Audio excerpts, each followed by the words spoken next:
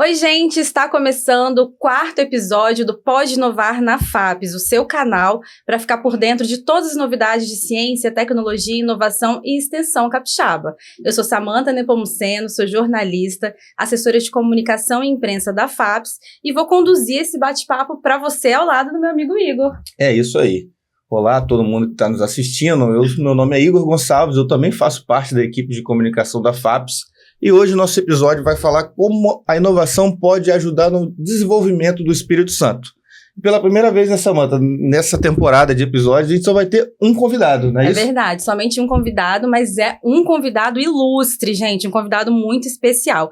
Quem está aqui com a gente hoje é o diretor de inovação da FAPES, Elton Siqueira Moura. Ele vai bater um papo com a gente sobre as últimas novidades da fundação, vai trazer spoiler, vamos falar muito sobre um edital inédito no Brasil, aberto pela FAPES, que é o Nova Economia Capixaba. Então, seja bem-vindo, Elton. Obrigado, pessoal. Prazer estar aqui para poder falar de inovação. Falar de inovação é o que me inova o tempo todo. Eu estou sempre tentando inovar. E vamos lá, vamos ver o que nós temos que a gente pode levar para o público, né, os nossos ouvintes, de novidade, o que tá para vir aí ainda, né? Então, muitas novidades esse ano ainda, né, Igor? Bom, para começar nosso bate-papo, vamos falar aqui de uma grande novidade que a FAPES trouxe esse ano, que é o Nova Economia Capixaba, que tem um valor de investimento recorde, né? Pela fundação, 40 milhões de reais. Então, para falar desse edital, ninguém melhor que você, que é uma das pessoas que pensaram esse edital. E fala para a gente o que é esse edital e qual o objetivo dele. Bom, a FAPES tem lançado alguns editais para atingir determinados públicos, determinadas empresas. Aí são empresas que podem ser startups ou podem ser empresas mesmo, não necessariamente startups, mas que elas têm um limite de faturamento, que são aquelas empresas ou startups, eu vou colocar como empresas, fica mais fácil, mas são aquelas empresas que até um limite máximo que elas podem estar buscando os editais da FAPES. E nós sentimos que muitas empresas com faturamento maior, elas também podem inovar, né? E elas devem inovar porque o mercado é extremamente competitivo, no Brasil inteiro e no mundo, né? Então, essa foi a ideia inicial. Bom, para criar um edital onde a gente pudesse levar mais oportunidades para essas empresas, nós nos baseamos no edital da Embrapi. No edital não, no modelo Embrapi, melhor dizendo. O modelo Embrapi é um modelo vamos chamar de tripartite, onde tanto a Embrapi entra, que Embrapi é recurso de governo federal, Embrapi, empresa e academia. Cada um entra com a sua parte, né? E quando nós fizemos o edital, pensamos nesse edital da Nova Economia Capixaba, foi pensando nesse modelo. Só que o modelo Embrapi, na nossa concepção, ele poderia ser melhorado. Por exemplo, o recurso do Embrapi vai para uma ICT. Nesse edital nosso, que também é tripartite, o recurso vai para a empresa, mas é obrigatório a presença de uma ICT junto. Então, essa foi uma diferença básica. Lógico que tem outras diferenças também, outras melhorias no edital, mas esse é um requisito básico, que ele faça parceria, tem uma parceria obrigatória com uma ICT. Com isso, a gente faz o quê? A gente leva o desenvolvimento não só para o Espírito Santo, mas para as nossas ICTs também. ICT e IES também, né? Que são instituições de ensino superior. Essa é uma outra diferença, que as instituições de ensino superior, elas também podem participar, né? Tanto as públicas quanto as privadas estão abertas para todos. A gente quer que haja esse desenvolvimento, que haja esse envolvimento entre a academia e a indústria. Esse é um foco importantíssimo que a gente não pode perder de vista. O Embrapi tem uma característica: se você naquele estado onde tem uma unidade do Embrapi não tiver uma tecnologia, ele leva para uma ICT fora do estado. E aí a gente perde com isso. No nosso, não. Nova Economia, obrigatoriamente tem que ser do Estado. Então, esse é uma das melhorias que nós colocamos. Né? Isso. Então, assim, só recapitulando para quem estiver assistindo e ouvindo a gente. Então, a empresa tem que ser capixaba. Isso. Tem que formalizar uma parceria ou com uma ICT ou com uma instituição de ensino superior também capixaba. Perfeito. Né? E é um modelo de co-investimento triparte. Isso, exatamente. A FAPES entra, então, com a subvenção econômica, né? Isso. E Não, entra com a subvenção, a ICT ou IES entra com a contrapartida econômica. Uhum. Então, o governo do estado entra com a subvenção, a IES ou a ICT entra com contrapartida econômica e a empresa com uma parte da contrapartida financeira. né? E aí vai depender muito do faturamento dessa empresa, da receita operacional bruta dela, que no mínimo é 360 mil reais anual. Tem que apresentar essa receita bruta. Por quê? Elton, mas por que vocês estão excluindo os anteriores, quem tem receita menor? Porque nós temos vários outros editais que contemplam, né? O Tecnova, que é um recurso que vai de 420 e poucos mil a 496 mil, ele contempla essa faixa de empresas. Já o Nova Economia, ele pega de 500 mil a 3 milhões de tickets. O Nova Economia, eu li no edital que ele é para projetos de inovação a partir de TRL 5. Então, é justamente aquela empresa que já tem um nível de maturidade maior, que já está escalando, né, o seu produto ou o seu serviço. Esse é o foco do Nova Economia Capixaba. Isso. Vamos tentar esclarecer aqui. O TRL, ele não mede a maturidade da empresa, ele mede a maturidade do produto ou serviço que você vai implantar na empresa. TRL é um acrônimo de Technology Readiness Level, ou nível de prontidão tecnológica, ou nível de maturidade tecnológica daquele produto. Então, se aquele produto que vai ser implantado na empresa, vai ser instalado ou implantado na empresa, implementado na empresa, ele já tiver uma maturidade alta, que a gente chama de maturidade 5 para cima, porque vai de 1 a 9. Então, se ele tem uma maturidade avançada, ou seja, ele já está no mercado, ele já tem alguns clientes, mas ele pode avançar mais ainda. Então, e vai melhorar o desempenho da empresa. Então, a gente avalia como um produto que vai fazer com que a empresa que está investindo, ela consiga melhorar a produtividade dela, aumentar o faturamento, que é esse o nosso foco, o desenvolvimento econômico. Muito bom, Elton. Elton, só você já falou aí que é tripartite, ou seja, envolve muita gente, né? Envolve instituição de ensino superior, envolve ciência e tecnologia, envolve empresas. E nisso tudo tem aí os modelos de cofinanciamento, né? Que vocês fizeram para a exposição. Vocês estudaram outros planos? Como é que vocês chegaram nesse ideal para a Nova Economia Capixaba?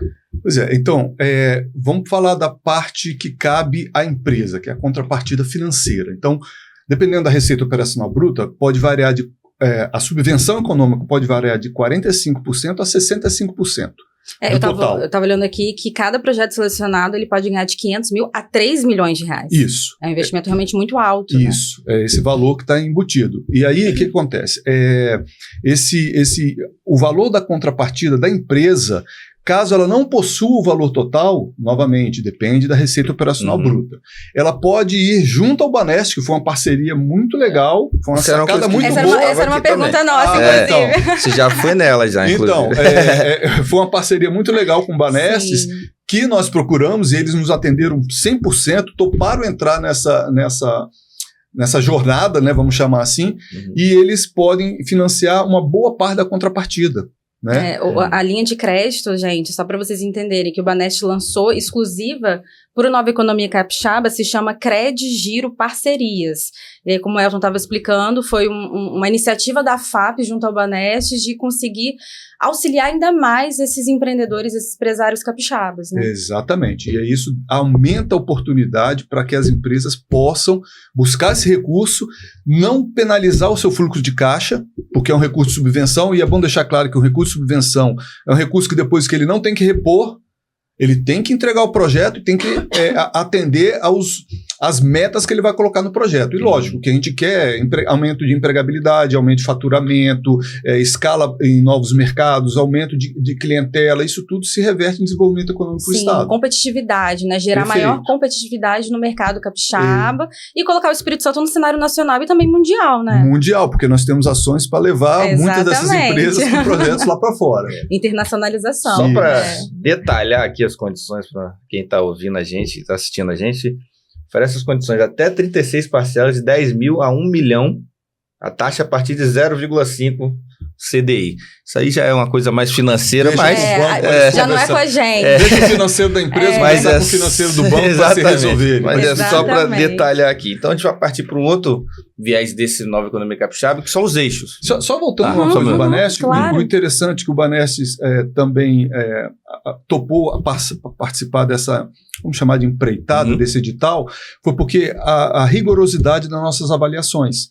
Porque se uma empresa for em um banco pedir empréstimo, lógico que ele vai ter uma série de requisitos que ele vai ter que atender, uma série de requisitos, basicamente, e a FAPES já faz muito disso, e as avaliações são feitas por ADOCs. Então, é uma etapa que o banco vence. Sim. Então, você ganha muito mais agilidade. Vamos dizer assim que esse empresário, quando ele for ao Banestes, o fato dele ter sido selecionado nesse edital, né, junto à FAPES, junto a esses avaliadores, já leva junto com ele uma credibilidade, né, e uma tranquilidade para o banco na hora de fazer esse empréstimo, né, esse financiamento. Isso. Aí passando aqui, como eu ia falando, Elton, a gente vai falar também dos eixos, né, que esse edital são 2 eixos, que são transformação digital e tecnologias sustentáveis, né? Isso. Como é que vocês estudaram para chegar nesses 2 eixos e por que decidiram investir nesses 2 eixos especificamente? Né? A transformação digital é algo que é horizontal, né? Ele perpassa todas as economias. Então, a gente está falando de indústria 4.0 e suas tecnologias envolvidas, blockchain, IoT, inteligência artificial, realidade virtual, enfim, todos aquele conjunto de tecnologias que você, bem empregado, você pode aumentar a produtividade da empresa. Então, isso é fato. A outra, que são a transformação sustentável, o outro eixo, ele foca no processo de uma maneira geral. Vou tentar falar de uma maneira geral, que é o processo de descarbonização das empresas, redução da emissão de CO2 para as empresas. Mas a gente tem bioeconomia, tem economia circular, tem várias outras segurança energética, áreas dentro desse eixo que podem ser beneficiadas. E mais, pode haver uma junção dos 2 eixos. Eu posso ter tecnologias utilizadas aqui que se aplicam nesse eixo e nas áreas que estão aqui. E aí isso aumenta a possibilidade de uma aprovação de uma proposta. Né? Mas, e ambos estão focados em alguns grandes planos do governo, que não é plano do governo, na realidade é plano de Estado, né? Que é o ES 500 anos, o plano de descarbonização do governo do Estado, a nossa política de ciência, tecnologia e inovação, que está para ser lançada. De sair o plano estadual. Exatamente, né? O plano estadual. A ODS, a Agenda 2030, né? Os ODS. Enfim, basicamente são esses os documentos que nos nortearam para colocar e ajudar essas empresas a alcançar esse... Vou chamar de nirvana. O nirvana da inovação. Então já segue aí uma trilha, vamos dizer assim, de objetivos que tem já no governo federal, governo estadual, né? Já no é uma mundo, coisa né, transversal. Pode falar, porque são eixos, assim, são temas que estão sendo trabalhados mundialmente, né? Não tem como a gente falar de inovação e de futuro e não falar de tecnologias sustentáveis e transformação digital. Perfeito. Né? E, Elton, só para a gente dar continuidade aqui, então, nesse papo sobre o Nova Economia Capixaba, ele traz um outro diferencial, quando a gente compara os editais da FAPES, que ele tem fluxo contínuo, ou seja, ele vai ficar aberto aí por um longo período.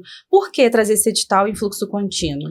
Em geral, os editais, eles têm períodos de submissão. Então, você tem o início da data e o término da data. E, dependendo da complexidade do edital, dos requisitos que a gente pede, mesmo que você coloque 2 meses, sempre há pedido de prorrogação. Porque eles têm que pegar muitas informações, às vezes, dos parceiros, dificulta o prazo, dificulta ele submeter um produto com qualidade. Quando nós pensamos no Nova Economia, nós falamos, vamos fazer um teste na FAPES de fluxo contínuo.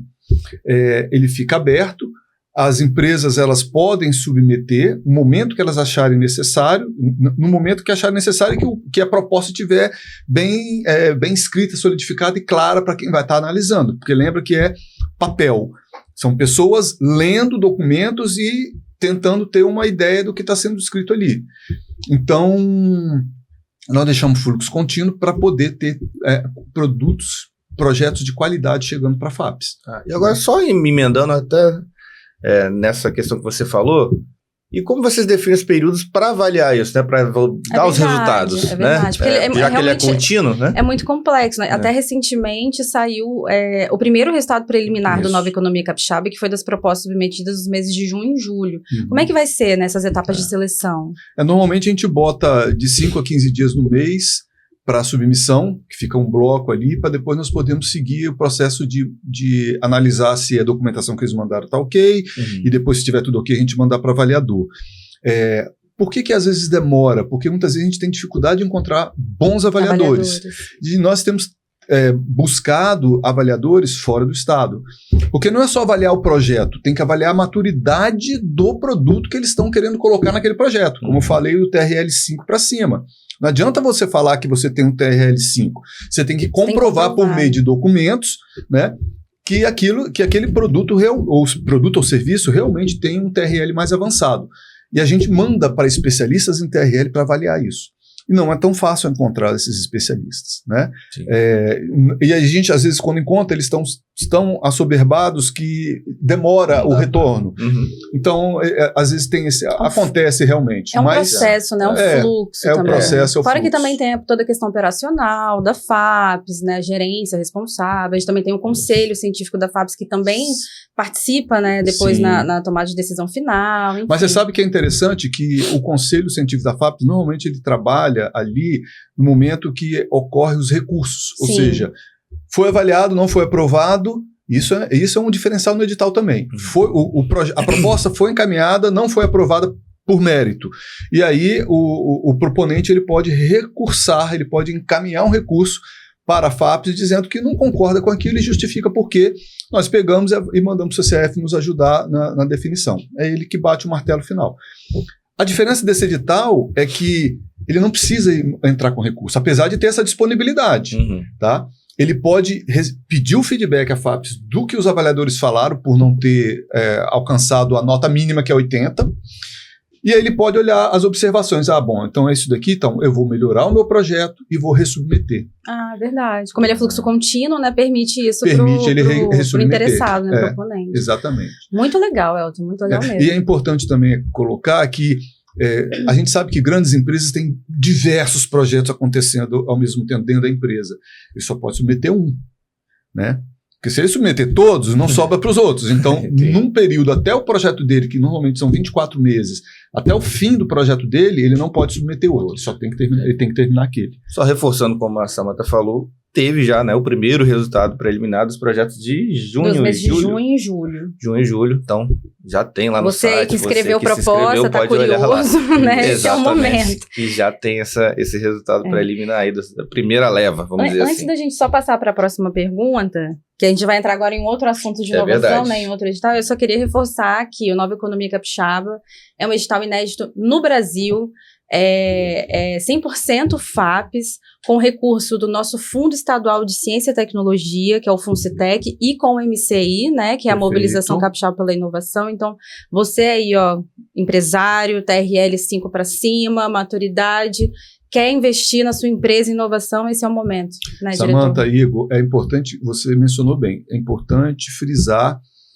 a participação e o apoio do MCI. É verdade. O MCI nos apoiou, na realidade ele nos apoia em todos os editais de inovação, ele tem nos apoiado assim, fortemente, e nesse edital mais ainda, né? Por isso que a gente quer ver o sucesso dele. Ele só termina quando o recurso acaba, mas se o recurso estiver acabando, eu vou de novo lá pedir, pessoal, MCI, olha só os projetos, gente, a gente não pode dar muito bom, né? Gente, tem mais proposta. Vamos botar mais recurso, mas tem que agradecer o comitê, tanto o comitê gestor quanto o comitê diretivo do MCI, por esse apoio que tem dado à FAPES. Muito legal. Vamos agora lá para a fase de ideação, vamos voltar um pouquinho à trilha, né, da inovação. Vamos falar um pouquinho do Centelha, o Centelha 3 que tá para vir, né? Chega agora, previsto para outubro, né? Isso. Início de outubro, e o Centelha é um projeto, é um programa muito aguardado aí pela ecossistema de inovação do Estado, porque ele dá oportunidade de pessoas tirarem suas ideias do papel, né?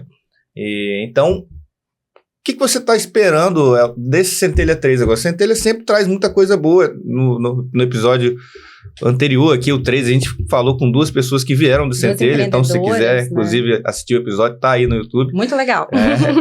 Então, tem esse lado de que muitas pessoas estão esperando para tentar tirar suas ideias do papel no Centelha que vem aí. E agora temos o Centelha 3, que já está em outubro. O que você espera desse? Qual a expectativa que a FAPES tem desse Centelha 3?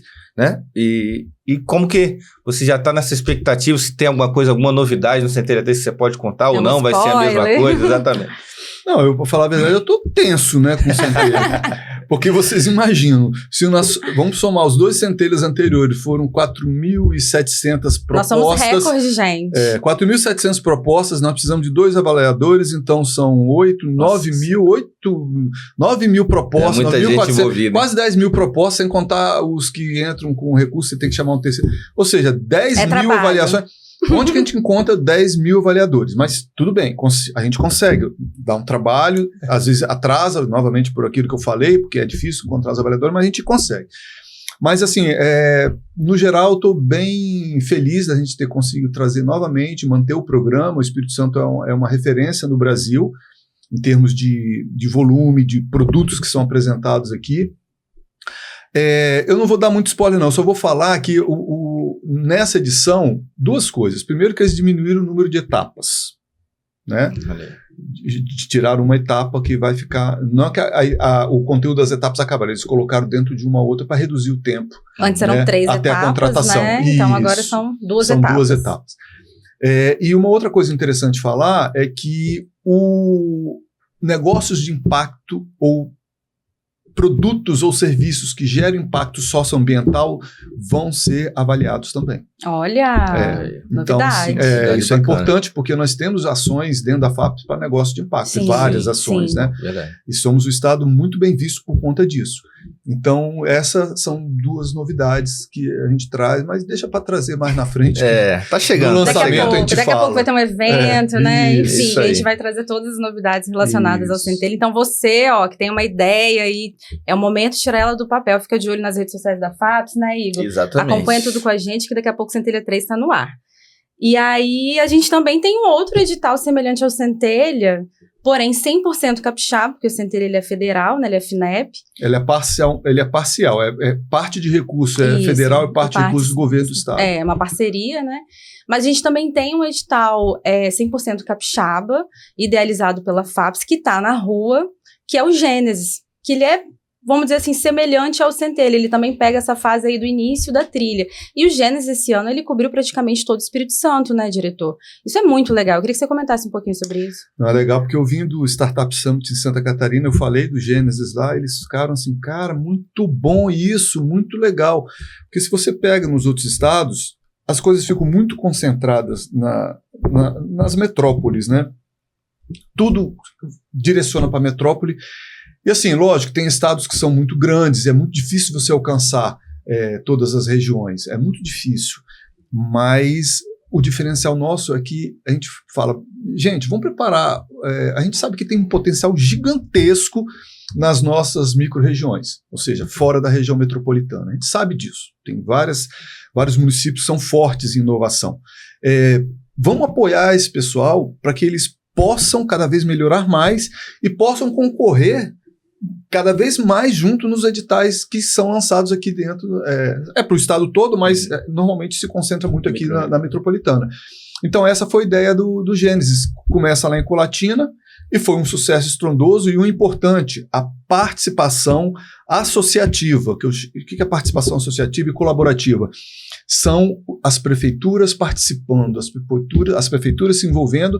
No caso do Gênesis, é o Instituto Federal do Espírito Santo que ele toca, ele faz um levantamento de todo o ecossistema daquela microrregião e dos municípios e, em parceria com eles, fazem os eventos acontecer.